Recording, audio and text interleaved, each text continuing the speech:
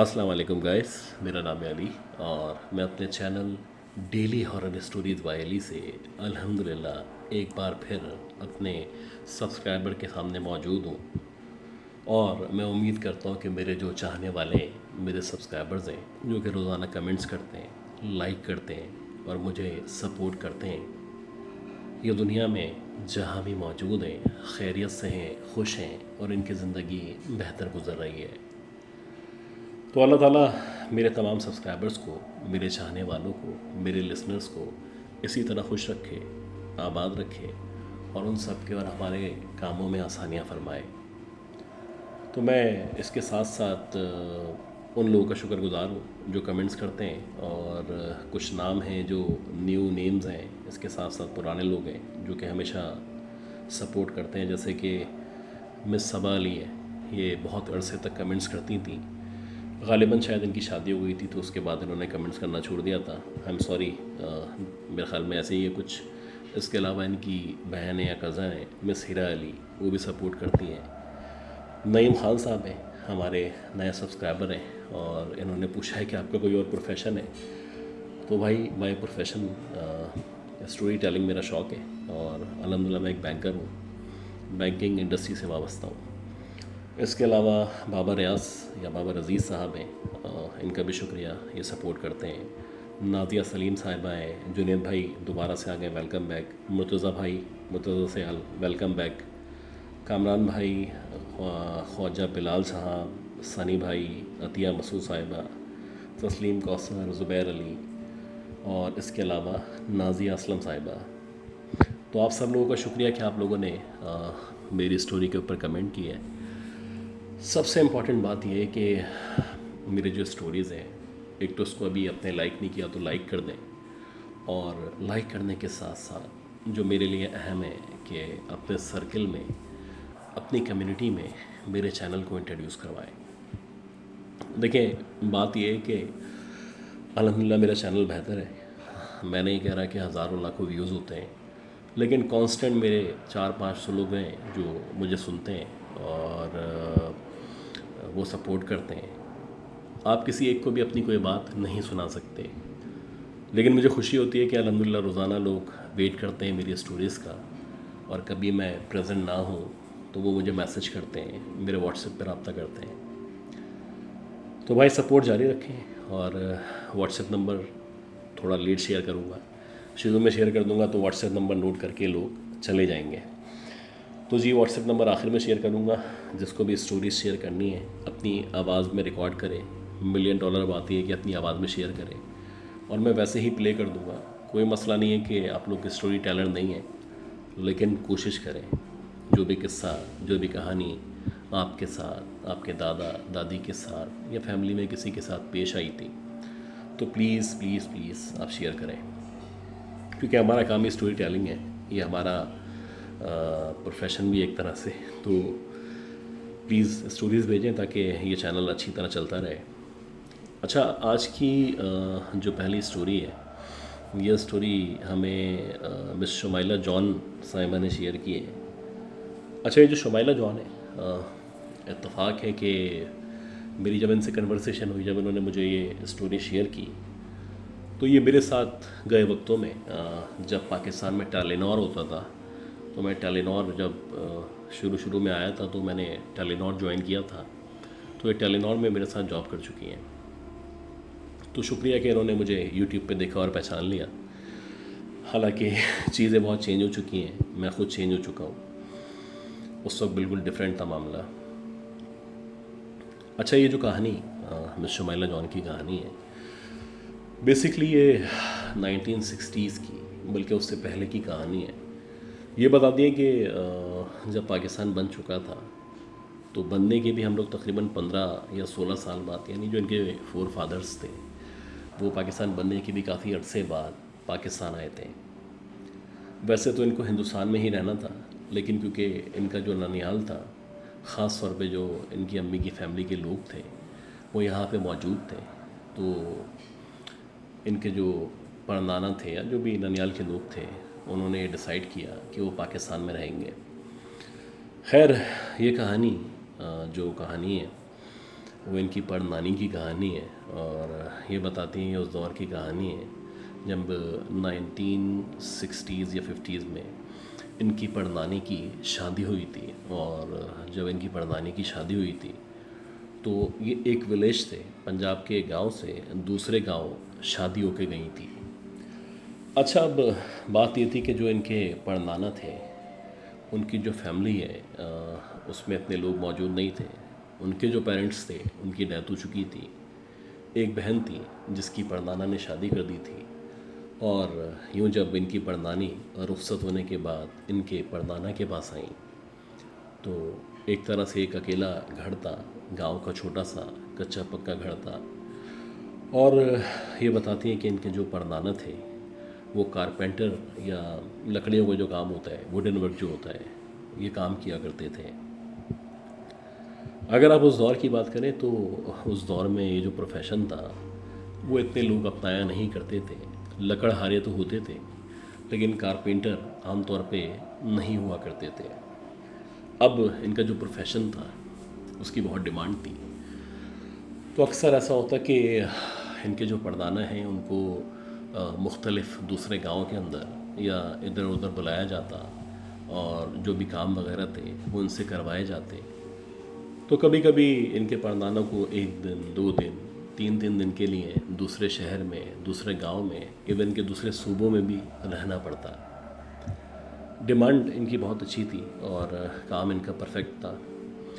خیر، پردانی بتاتی ہیں کہ جہاں میرا سسرال موجود تھا، جو ایک 2 کمروں کا کچا پکا گھر تھا، وہ اس طرح کا گھر تھا کہ چھوٹا سا گاؤں تھا، کچھ اور مزید گھر وہاں موجود تھے. اور ان کا جو گھر تھا اس گھر سے آپ کہہ سکتے ہیں تقریباً مشکل سے 15 یا 20 فٹ کے فاصلے پہ ایک پیپل کا درخت تھا. اس درخت کے نیچے ان لوگوں نے ایک انگیٹھی بنائی ہوئی تھی. اب جو لوگ بڑی عمر کے ہیں یا ہمارے جو اولڈ لسنرز ہیں اور جن کو اس بارے میں پتہ ہے، تو پہلے جو ہے وہ اس طرح سے جیسے ابھی چولہوں کا سیٹ اپ ہے، چولہے وغیرہ نہیں ہوتے تھے. عام طور پہ انگیٹھی پہ یا پھر لکڑیوں پہ توا رکھ کے روٹیاں بنائی جاتی تھیں. اب یہ بتاتی ہیں کہ ان کی جو پردانی تھی، ایک دفعہ ایسا ہوا کہ کوشش کرتی تھی کہ عصر کی نماز کے بعد، یعنی مغرب سے پہلے پہلے جو روٹیاں وغیرہ بنانی ہو بنا لیں. اس کی وجہ یہ تھی کہ لائٹ موجود نہیں تھی اور اس کے بعد لالٹین وغیرہ جلانی پڑتی تھی. خیر، یہ بتاتی ہیں کہ ایک دفعہ ایسا ہوا کہ ان کو روٹی بنانے میں دیر ہو گئی یا مغرب ہو چکی تھی. اس کے بعد انہوں نے اس انگیٹھی کے پاس جا کے، یا جو بھی انہوں نے چولہا بنایا ہوا تھا لکڑی کا یا جو بھی تھا، تو وہاں جا کے روٹی بنانا شروع کی. اب جب یہ روٹی بناتی تھی تو 3 4 5 جو بھی ان کی ریکوائرمنٹ تھی اس کے مطابق بناتی تھی. پردانی بتاتی ہے کہ میں وہاں پہ بیٹھی ہوئی تھی اور مسلسل میں روٹی بنا رہی تھی، جو بھی بیلنے وغیرہ پروسیس ہے وہ کر رہی تھی. تو اسی دورانیے میں مجھے ایسا لگا جیسے میں نے ابھی گلا صحیح کیا ہے ایسے کر کے ایک آواز سی سنائی دی. اور یہ جو آواز تھی بڑی واضح آواز تھی، اور ایسا لگ رہا تھا کہ جہاں پہ یہ بیٹھی ہوئی ہیں اس کے سامنے جو درخت کا تنا موجود ہے، میں بھی اس تنے کے پیچھے کی طرف سے یا اس کے بالکل اطراف سے کہیں سے یہ آواز سنائی دی تھی. اچھا، ہو سکتا ہے کہ گاؤں میں کوئی اپنا گلا صحیح کر رہا ہو، کوئی یہاں سے گزر رہا ہو، یا عام طور پہ جب مرد ایسی جگہ سے گزرتے تھے جہاں پہ خواتین موجود ہوتی تھیں تو وہ ان نامحرموں کو مخاطب کرنے کے لیے یا ان کو مطلع کرنے کے لیے اس طرح سے گلا ٹھیک کرتے تھے. یعنی کہ وہ بتانا چاہتے تھے کہ بھائی ہمارے پردہ وغیرہ کر لو. تو ان کو ایسا لگا کہ شاید کوئی درخت کے پیچھے موجود ہے جو کہ نامحرم ہے اور پردے وغیرہ کا سسٹم ہے، گاؤں کا سیٹ اپ ہے، تو شاید وہ انٹیمیٹ کر رہا ہے کہ میں آنا چاہتا ہوں. لہٰذا انہوں نے جلدی سے اپنا دوپٹہ وغیرہ ٹھیک کیا اور ادھر دیکھتی رہیں. لیکن 30-40 سیکنڈ تک وہاں سے نہ کوئی آیا اور نہ کوئی موومنٹ محسوس ہوئی. اب انہوں نے دوبارہ سے روٹی بنانا شروع کر دی. اب پردانی بتاتی ہے کہ میں نے ایک روٹی بنائی. روٹی بناتے ہی دوبارہ سے مجھے باقاعدہ گلا صحیح کرنے کی آواز محسوس ہوئی. جیسے کہ کسی نے دوبارہ سے اپنے گلے کو ٹھیک کیا ہو۔ اچھا بات یہ تھی کہ کوئی نہ کوئی تو تھا، ٹھیک ہے، لیکن کون تھا وہ سامنے نہیں آ رہا تھا۔ اب پردانی بولتی ہے کہ جب مجھے دوبارہ سے گلا ٹھیک کرنے کی آواز آئی اور میں کلیئر ہو چکی کہ ہاں بھائی واقعی میں کسی نے دوبارہ سے گلا ٹھیک کیا ہے اور مجھے انٹیمیٹ کیا ہے، تو اب کی بار میں کھڑی ہو گئی۔ اب جیسے ہی میں کھڑی ہوئی تو ایک دم سے کسی کے ہنسنے کی آواز آئی اور ایسا لگا کوئی درخت کے تنے کے پیچھے چھپا ہوا ہے، کوئی ہے جو شرارت کر رہا ہے، کوئی ہے جو مجھے ڈرانا چاہتا ہے، یا پھر یہ بھی ہو سکتا ہے کہ جو بھی وہاں پہ موجود ہے وہ واقعتاً مجھے انٹیمیٹ کرنا چاہتا ہو۔ لیکن پردانی بتاتی کہ اب کے بار میں ڈیسائیڈ کر چکی تھی کہ میں کھڑے ہو کے جا کے دیکھوں گی اور پوچھوں گی کہ آخر کون ہے جو بار بار ایسے کر کے مجھے ڈرانا چاہتا ہے یا مجھے پریشان کر رہا ہے۔ پردانی بتاتی کہ میں کھڑی ہوئی اور کھڑے ہونے کے بعد میں آہستہ آہستہ اس درخت کے جو کہ ایک بڑا سا تنا تھا، بہت موٹا سا تنا تھا، اس کے پیچھے سے گھومتی ہوئی واپس آئی۔ اب جب میں درخت کے تنے سے واپس آئی گھوم کے تو وہاں پہ کوئی بھی موجود نہیں تھا۔ میں دوبارہ آ کے بیٹھ گئی اور بیٹھنے کے بعد میں نے پھر سے جو میری لاسٹ روٹی تھی اس کو بنانا شروع کیا۔ اب میں روٹی بنا رہی تھی، بناتے بناتے مجھے ایسا لگا کہ جو درخت کے پتے ہیں وہ ہلنا شروع ہوئے ہیں، جیسے کسی نے پورے درخت کو پکڑ کے ایسے زور زور سے ہلایا ہو، اور ہلانے کی وجہ سے جو پتے ہیں ان میں شور محسوس ہو رہا ہو۔ اور پھر جب آپ کسی درخت کو ہلاتے ہیں تو اس میں جو پرندے وغیرہ موجود ہوں تو وہ بھی ایک دم سے چیخنا شروع کر دیتے ہیں، اور دو دن ہو یا رات ہو۔ اب جیسے ہی اس طرح سے محسوس ہوا تو اسی دورانیے میں یہ پردانی بتاتی ہے کہ درخت کے تنے کے پیچھے سے ایک ہاتھ ایک دم سے نکل کے باہر آیا، اور یہ جو ہاتھ تھا یہ بڑا پتلا، کچھ عجیب سا ہاتھ تھا، جیسے کہ بہت سوکھا ہوا ہاتھ ہو، کسی بہت ہی کمزور انسان کا ہاتھ ہو، لیکن یہ بہت لمبا ہاتھ تھا، یعنی کہ یہ جہاں بیٹھی ہوئی تھی وہاں تک یہ ہاتھ نکل کے نہ صرف آیا بلکہ ان کے بالکل وہاں تک آ گیا جہاں پہ روٹیاں رکھی ہوئی تھیں۔ اب یہ جو ہاتھ تھا یہ ہاتھ ان کے سامنے آیا اور درخت کے تنے کے پیچھے سے ان کو آواز محسوس ہوئی، جیسے کہ کوئی ان کا نام لے کے ان کو کچھ کہنا چاہتا ہو۔ پردانی بتاتی ہیں کہ جب کہ میں اس سچویشن کو سمجھنا چاہ رہی تھی اور میں چاہتی تھی کہ مجھے پتہ چلے کہ آخر کیا سین ہے، تو اسی دورانی میں اس درخت کے پیچھے جو بھی موجود تھا اس نے میرا نام لے کے مجھے کہا کہ فلاں بی بی ایک روٹی مجھے دے دے، مجھے بھی بھوک لگی ہے۔ اب جب کسی اجنبی نے درخت کے پیچھے سے ان کو پکارا اور ان کا نام لیا اور ان سے روٹی اس انداز میں مانگی جو کہ کسی بھی طور پہ قابل قبول نہیں تھا، تو یہ بتاتی ہیں کہ انہوں نے کانپنا شروع کر دیا۔ مسلسل ان کے پسینے چھوٹ رہے تھے، ان کی سمجھ نہیں آ رہا تھا کہ میں کیا کروں۔ خیر وہ جو ہاتھ تھا وہ اور مزید آگے آیا، اور اس سے پہلے کہ ان کے بہت ہی قریب آ جاتا یا ان کو چھو لیتا، انہوں نے جلدی سے روٹی اٹھائی اور اس ہاتھ کے اوپر رکھ دی۔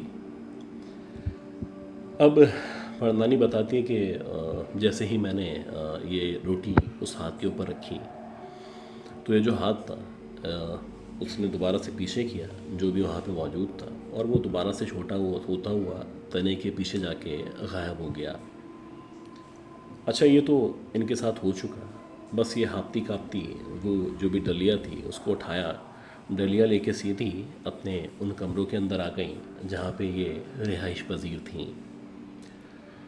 وہاں آ کے ان کی سانس پھول گئی اور ان کو سمجھ ہی نہیں آ رہا تھا کہ ان کے ساتھ ہوا کیا ہے۔ خیر یہ ویٹ کرتی رہی، اور اسی طرح جب یہ رات گزر گئی اور اگلے دن جب پردانہ واپس آئے تو انہوں نے پردانہ سے ذکر کیا کہ ایسا ایسے ہوا تھا کہ میں مغرب کی نماز کے ٹائم یا اس کے بعد اندھیرا جب ہو رہا تھا ہلکا ہلکا وہاں پہ بیٹھی ہوئی تھی، اور یہ جو درخت تھا اس درخت کے پیچھے سے ایک دم سے ہاتھ نکلا اور ایک آواز آئی کہ اے باجی مجھے ایک روٹی دے دے۔ اب یہ سننے کے بعد ان کے جو شوہر تھے وہ کہنے لگے کہ ایسا کیسے ہو سکتا ہے، یہ تمہارا وہم ہوگا یا تم بہت زیادہ سوچتی ہو۔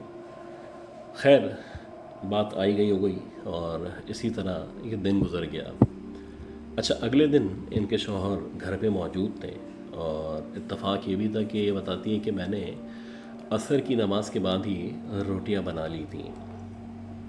خیر جب عصر کی نماز کے بعد انہوں نے روٹیاں بنائیں اور مغرب نہیں لگی تو پھر نارمل رہا سب کچھ۔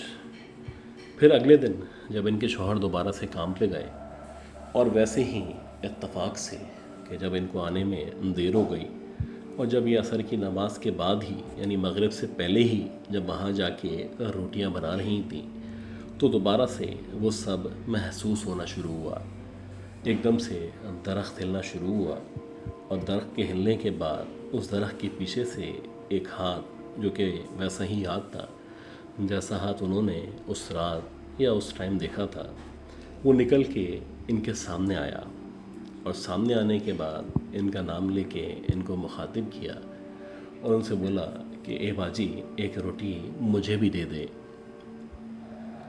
اب بظاہر جو ہم سن رہے ہیں بڑا نارمل سا لگ رہا ہے، لیکن آپ ایزیوم کریں کہ آپ کسی ایسی سنسان جگہ پہ موجود ہو یا اپنے گھر میں ہی اکیلی موجود ہو اور آپ کے ساتھ کوئی اس طرح کا انسیڈنٹ پیش آئے تو آپ کیا کریں گی؟ خیر جیسے ہی وہ ہاتھ ان کے سامنے آیا تو انہوں نے جلدی سے وہ روٹی لی اور اس ہاتھ پہ رکھ دی، لیکن آج ان کے اندر تھوڑا سا اعتماد تھا، ڈر تو ان کو لگ رہا تھا، لیکن یہ چاہتی تھی کہ میں اس مسٹری کو سولو کروں اور میں دیکھوں کہ آخر اس درخت کے پیچھے کون موجود ہے۔ اب یہ بتاتی ہیں کہ جیسے ہی اس درخت نے اس ہاتھ نے وہ روٹی لی اور روٹی لینے کے بعد پیچھے ہوا، یعنی وہ درخت کے پیچھے ہاتھ دوبارہ سے گیا، تو یہ جلدی سے اٹھیں۔ ان کے ایک ہاتھ میں چمٹا موجود تھا اور اس دور کے لوگ تھے ذرا بہادر لوگ تھے، تو انہوں نے سوچا کہ جو بھی ہوگا پھر دیکھ لوں گی چمٹے سے یا جو بھی انہوں نے اپنے ذہن میں سوچا ہوگا۔ بہرحال پردانی بتاتی ہے کہ جب میں چمٹا لے کے اس درخت کے پیچھے کی طرف گئی تو وہاں پہ نہ کوئی شخص موجود تھا، نہ ہی اس ہاتھ کا، نہ ہی اس روٹی کا کوئی نام و نشان موجود تھا۔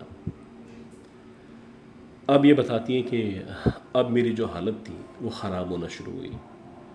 اب مجھے اندازہ ہو گیا کہ یہ جو کچھ ہو رہا ہے یہ کسی بھی طرح نارمل نہیں ہے، اس کو اگر میں لائٹ لوں گی، نارمل لوں گی تو ہو سکتا ہے یہ روزانہ ہونا شروع ہو جائے، اور جب یہ روزانہ ہونا شروع ہو جائے گا تو پھر میری زندگی میں بہت ساری تبدیلیاں آئیں گی، کیونکہ ایک ہمارا ورلڈ ہے، ایک ہماری دنیا ہے جو کہ انسانوں کی دنیا ہے، اور ایک ایسی دنیا ہے جو کہ دیگر مخلوقات کے لیے اللہ تعالیٰ نے بنا رکھی ہے۔ تو سب مخلوقات جو ہیں ان کو اپنے پیرہن میں یا اپنی دنیا میں یا ان کی جو ایک لمٹ ہے اس کے اندر رہنا چاہیے، جیسے کہ ہمیں۔ خیر یہ بتاتی ہے کہ جب ان کے شوہر واپس آئے اور شوہر کے واپس آنے کے بعد انہوں نے کہا کہ اب مجھے اس بات پہ یقین ہے کہ واقعی میں کوئی نہ کوئی ایسی مخلوق ہے جو مسلسل مجھے مخاطب کرتی ہے اور مجھ سے روٹی مانگتی ہے۔ خیر کافی بات چیت کرنے کے بعد اگلے دن یہ ڈیسائیڈ ہوا کہ جو بھی قریبی پریسٹ ہیں یا جو بھی ان کے ریلیجن کے مطابق دم درود کرنے والے تھے تو ان سے ملاقات کی جائے گی اور ان سے اس بات کو ڈسکس کیا جائے گا۔ اگلے دن جب ان کی اپنے روحانی پیشوا سے ملاقات ہوئی اور انہوں نے اس کو بتایا کہ بھائی ایسے ایسے ایک ہاتھ نکلتا ہے اور وہ مجھ سے روٹی مانگتا ہے، تو وہ کہنے لگے کہ دیکھو یہ جو بھی مخلوق تمہیں نظر آتی ہے، یہ جو بھی ہاتھ روٹی بنانے کے ٹائم تمہارے سامنے آتا ہے، یہ ایک جن ہے جو کہ روزانہ تم سے روٹی مانگتا ہے، اور شاید اس کو تمہارے روٹی بنانے کا انداز پسند ہے یا پھر جو بھی تم روٹی وغیرہ بناتی ہو یہ اس کو پسند آتی ہے، اس لیے تم سے مانگتا ہے۔ کسی بھی طرح ہماری اس طرح کی مخلوقات سے دوستی یا دشمنی ٹھیک نہیں ہو سکتی۔ بہتر یہ ہے کہ تم روٹی بنانا چھوڑ دو اور میں تمہیں کچھ پانی وغیرہ دے رہا ہوں اور کچھ اپنے ہاتھ میں باندھنے کے لیے دے رہا ہوں، یہ اپنے ہاتھ میں باندھ لو اور فی الحال ابھی تم روٹی نہ بناؤ۔ تو بہتر یہ ہے کہ روٹی کسی اور سے بنواؤ یا کسی اور سے بنوا کے یوز کرو۔ ایسے ہی ہوا کہ ان کی پردانی نے پھر کچھ دن کا گیپ دیا اور ہاتھ میں جو بھی چیز دی گئی تھی، تعویذ یا لاکٹ وغیرہ، وہ پہن لیا، اور جیسے جیسے اس پریسٹ نے ان کو گائیڈ کیا یہ ویسے کرتی چلی گئیں۔ آہستہ آہستہ کر کے چیزیں نارمل ہوئیں، اور پھر جب ان لوگوں نے یہاں سے اپنا گھر چینج کیا یا دوسری جگہ آئے، تو وہاں آنے کے بعد جب انہوں نے روٹی وغیرہ بنائی تو اس طرح کا کوئی واقعہ ان کے ساتھ پیش نہیں آیا۔ تو کبھی نہ کبھی آپ کی زندگی میں اس طرح کے اسٹرینج واقعات پیش آتے ہیں کہ جن کے اوپر آپ سالوں بعد بھی غور کریں تو بڑے مسٹیریس ہوتے ہیں، اور آپ سوچتے ضرور ہیں کہ اگر یہ حقیقت نہیں تھی تو کیا یہ فسانہ تھا یا ہمارا وہم تھا، لیکن جو کچھ ان کی پردانی کے ساتھ پیش آیا تھا وہ حقیقت میں مبنی تھا۔ خیر، امید کرتا ہوں یہ جو اسٹوری میں نے آج شیئر کی ہے یہ اسٹوری آپ لوگوں کو پسند آئی ہوگی، اور آپ سے گزارش ہے کہ اگر آپ نے اب تک اس آڈیو ویڈیو کو لائک نہیں کیا تو اس کو لائک کر دیں، اور اپنے ایک کسی سرکل میں، جاننے والے میں، اپنے دوست یار کو اس چینل کا جو انٹروڈکشن ہے وہ دیں، اور اس کے ساتھ ساتھ نمبر یہاں پہ موجود ہے، اپنی اسٹوریز کو اپنی آواز میں ریکارڈ کر کے بھیجیں۔ اگلی اپلوڈ تک کے لیے میں آپ سے یاد چاہتا ہوں، اور دعا کریں کہ اللہ تعالیٰ ہم سب کو، میری فیملی کو، ہم سب کو صحت دے، زندگی دے، اور ہمارے کاموں میں آسانیاں فرمائے۔ اللہ حافظ۔